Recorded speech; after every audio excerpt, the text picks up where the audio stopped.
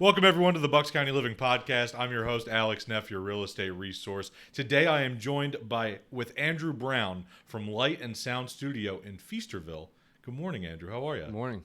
It's so good to see you. I'm so glad that you were able to come on the podcast because we had one of your regulars, Jake Dillon from the J Duo music group, sing your praises about how wonderful the studio was and how wonderful you are as a human being. And as soon as he told me about it, I was like, I have to have you on here because I feel like music studios and just studios in general are such a great place for artists to come and express themselves, and something that sometimes I feel like is missing from society. Right, is just that beauty side of just art being produced and watching some of these creative things happen to come together. One of the reasons I love real estate, right? Because it's so abstract. You see all these different pieces come together to create this beautiful symphony, and you're the one that's like producing the symphony, right?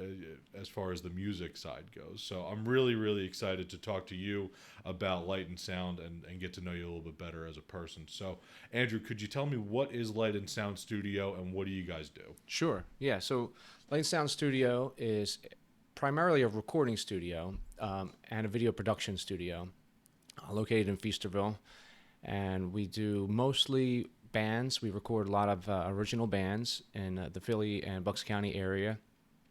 We do a lot of music videos and live performance videos. So if a band wants, us to come to their gig and capture their cover band, we've done that. We've done theatrical music videos. One band, 89 Astro Van, we made it look like they were on the moon, performing on the moon, and we shot it in like a way so it was like slow motion, so it looked like there was no gravity. We're in the middle of doing one for this band, Bellevue, representing their T-shirt. It's one of the bands that we've been recording for about a year now. It's a local, like Midwest emo style punk band, and they're shooting a music video where there's a guy on a tractor, like a lawn tractor, pulling a drum set on a trailer, and they're chasing the guy with a guitar. So we do that type of stuff as well.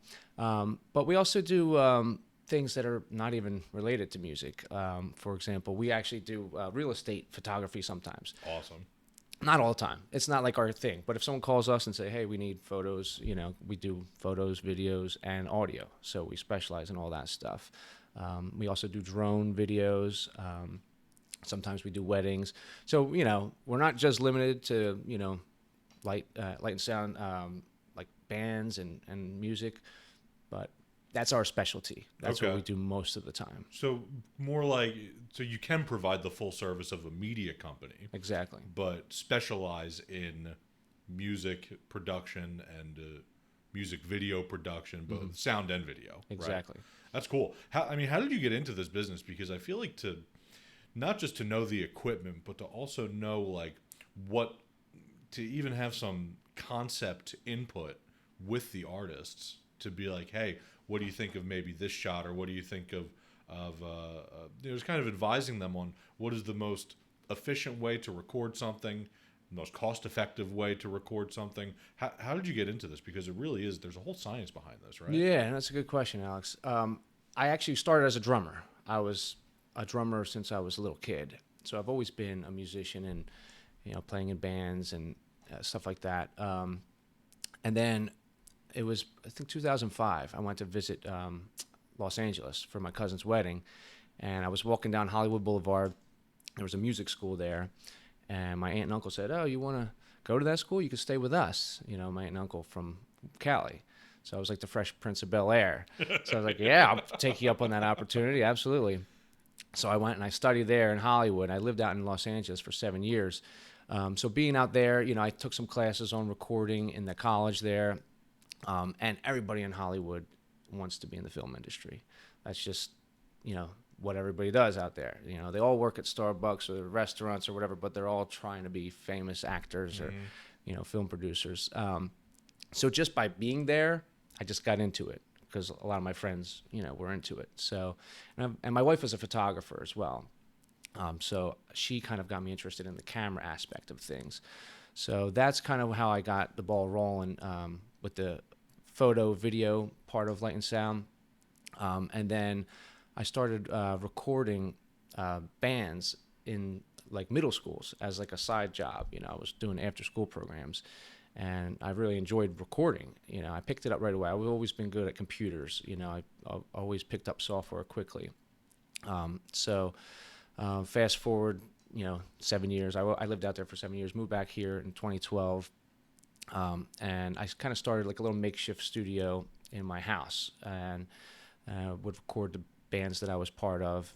And people started asking me, "Oh, can you record me? Can you record this?" And little by little, I started recording some other people's music and things like that. And then I had the idea of building a studio from scratch. So what I did was I took my 2-car garage and I gutted it completely, added a bathroom, added a vocal booth, and just wired it up all for like a nice professional recording studio.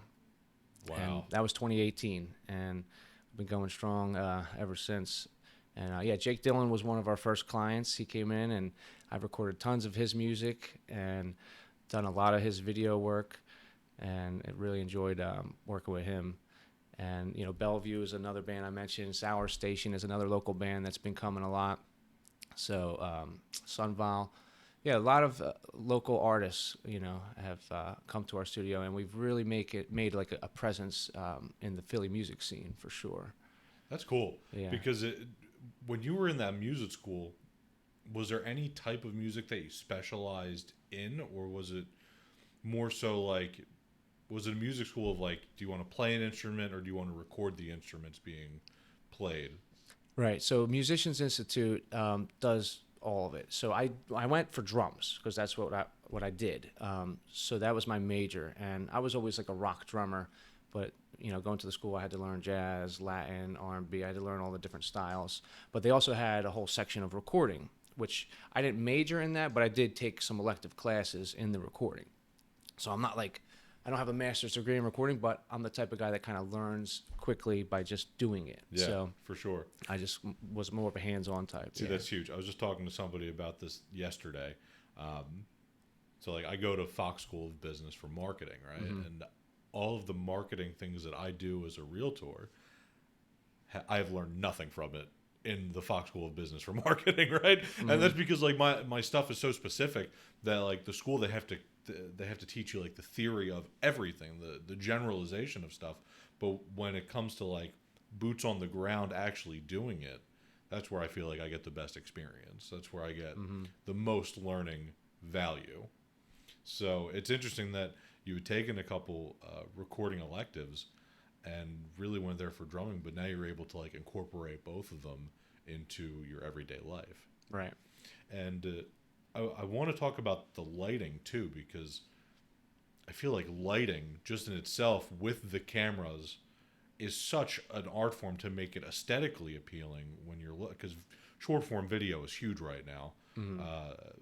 With TikTok and Instagram Reels and Facebook Reels. I mean, it's going bonkers.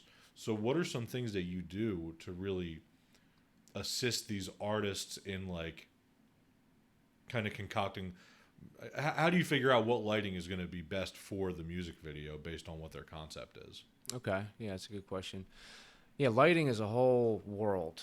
And, I didn't realize how important it was until I started doing a lot of video work. People think, oh, I got the most expensive camera, it's going to look amazing.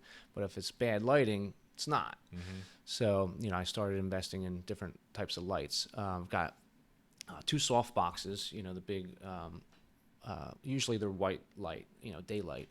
I just got one that's actually RGB. It does all the colors, and it's got different effects. You can actually shine it on someone's face and put it on put it on TV mode, so it looks like they're watching TV. So like the way the light is reflecting, or you could do candlelight. And I've got these big long, they look like lightsabers, and they change colors, and I use them. And I also have like the can lights, like the theater lights. Mm-hmm. Those are fun, because they're very directable. And if you shoot like with one of those behind someone's head, creates this really cool lens flare on the camera. So I like using them a lot for the videos. And when it comes to deciding which light I use, a lot of it has to do with the song. I'll listen to the song, see what kind of color vibes I'm getting, or I'll ask the artist too, are you feeling a certain color for this song? I know with Jake Dillon, he's always telling me he wants purple, or some kind of dark blue. So, a lot of his videos have those colors. But yeah, it does really depend on the song. It's interesting because there's so many levels to shooting professional video and recording anything that we don't even think about, right? I mean, even just with this podcast, right? I got like $100, $150 webcam from Amazon, right? Mm-hmm. And like the video itself isn't the best. Like this podcast is available on YouTube, but I know that the video isn't the best, and the sound recording is it's passable, and it's interesting that there's so many different levels as to like it doesn't matter how expensive the equipment is if the user doesn't know the capabilities of the equipment or how to implement their own intelligence into the concept. It doesn't matter. Right. It doesn't matter. It could be absolute crap. Exactly. And nobody would care. Mm-hmm. So I'm glad that you mentioned that lighting is just a whole different world, because you figure there are lighting technicians out there that just focus on light. Yeah, that's their full-time job. Yeah, it really is. It really, really is. Wow. What are some? I know you've really made a huge impact on like the local Bucks County, Philadelphia area music scene. Have you had like any like A-list celebrities or some like heavy hitters walk through the door? Well, I will say, Jake Dillon's fantastic. Right. Absolute great singer. Him and Jordan Roth. Both really, really great artists, and I think Jordan's wife Brianna is learning to play bass or something. So they're doing really, really well, and I love their sound.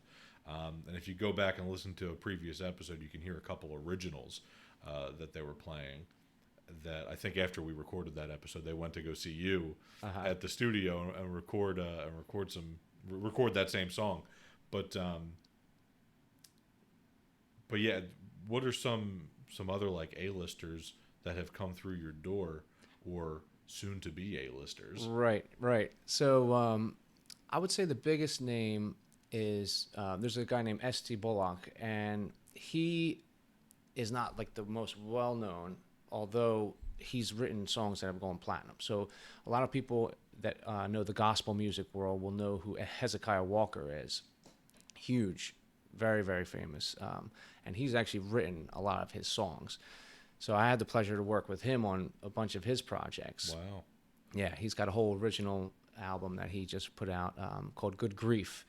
And I did all the mixing, or not all the mixing, I did all the mastering on that album. I think he did a lot of the recording himself and with some of his other friends and producers.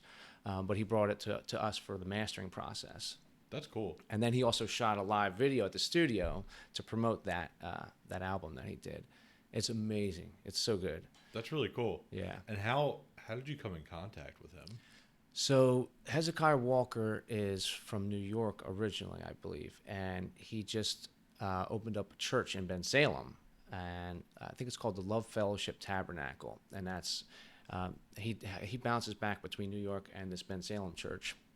And Jason Fry, who was supposed to be here today, he's got a regular job that he does, but he's my business partner. He helps with a lot of the technical stuff, wiring up the studio and all that type of stuff.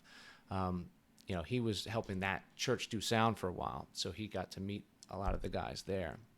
And that's how I met Esty. He said, yeah, come check out my buddy's studio. And then he came in and he loved it and, started working with us on some projects. That's cool. Yeah. And the album's already released? Yeah. That's great. Check it out. Good Grief. Good Grief. Check it out.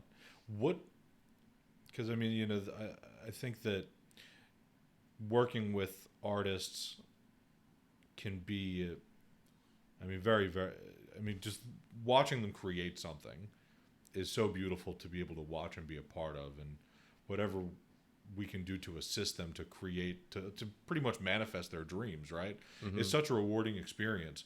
What do you think makes you stand out, makes Light and Sound Studio stand out from other recording studios in the area? Okay, that's a good question.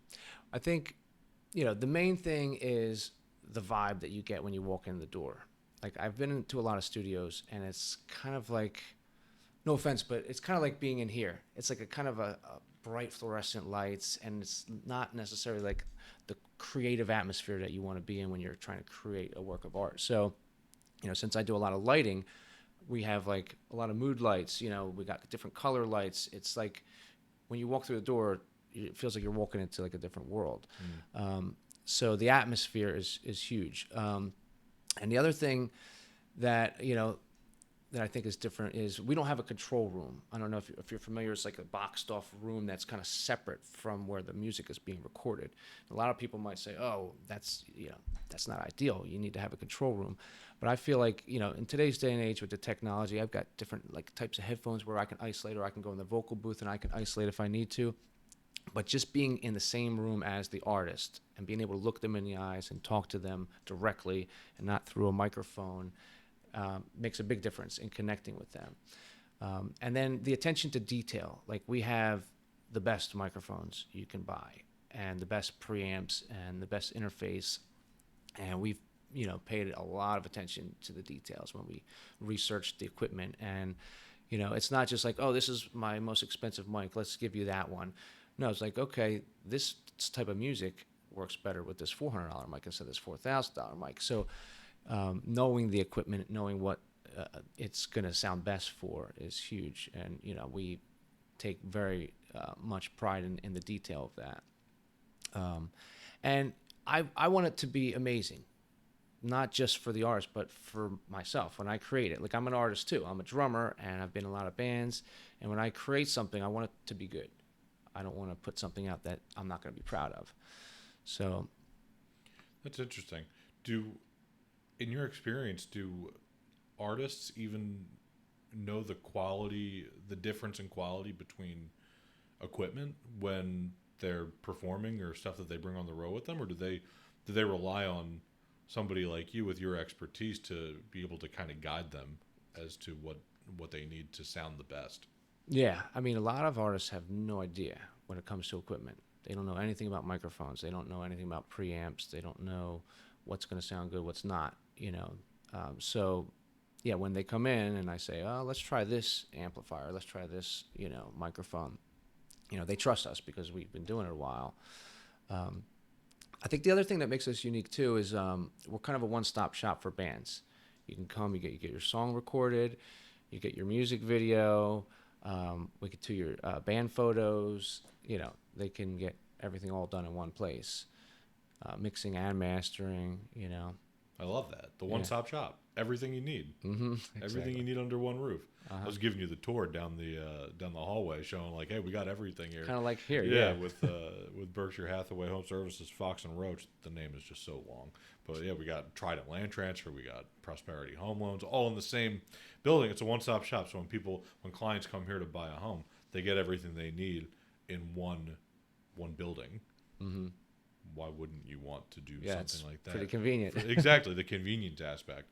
So that's awesome. I love that because I really think that the fact that you do make it so convenient for the artists, because they're best at entertaining and creating the music to provide the entertainment and create the art, and you're there to. It kind of reminds me of I had Jenny Schaefer on here, who's the owner of Phoenix Art Supply and Framing, Mm-hmm. and her whole ideology was that as the person that is framing the picture that is getting hung on the art, the piece of art that's getting hung on the wall, her job is to not blot out the beauty of the art, but to truly enhance it. And how do you bring that to the room? And I get the same sense that you're doing the same thing with these artists and their music. You're not here to blot out anything or change anything. You're just here to enhance what they're providing. Right. And I love that. Yeah. I mean, I'll make suggestions, oh, I'm hearing this drum fill or I'm hearing this guitar riff. And sometimes I'm right, sometimes I'm wrong. They'll hear me. I'm like, oh yeah, that would make the song better. Mm-hmm. And then they'll say, nah, we're more leaning towards this kind of vibe, and that's fine. I have to respect their vision for the product. At the end result, I want it to sound the way they want it to sound. But if I can make a suggestion to make it better, then I will. Yeah, they're steering the ship. Who's here to provide the map. Exactly. I love that. Awesome. So next, I like to move into a segment called the Big Three. Okay. So the Big Three are 3 questions that I ask everybody that comes onto the podcast. So my first question for you, Andrew, is what do you think makes Bucks County a great place to live? Well, it's not Philadelphia, so that's a bonus. I lived in Philly, so I'm allowed to say that. And when people started graffitiing on my house, that's when we moved to Bucks County as a kid.